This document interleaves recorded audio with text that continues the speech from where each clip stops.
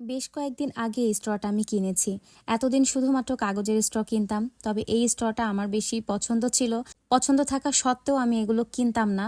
কারণ কিভাবে ক্লিন করব সেই চিন্তা করে। তো দেখা যেত মিনহানের জন্য প্লাস্টিকের বা কাগজের যে স্ট্রগুলো আছে সেগুলো আমি ওর জন্য কিনতাম। তো একবার ইউজ করে ফেলে দিতাম। তারপর হচ্ছে কিছুদিন আগে যেই প্লাস্টিকের বের হয়েছিল অনেক সুন্দর সুন্দর দেখতে, সেগুলোও কিনেছিলাম। একবার ইউজ করে আর ইউজ করিনি। কারণ ওইটার ভিতরে না ফাঙ্গাস হয়ে যায় বা ময়লা জমে যায়, কিভাবে ক্লিন করব। তো ফাইনালি হচ্ছে আমি এই ব্রাশটা পেয়ে গেলাম স্ট্র ক্লিন করার।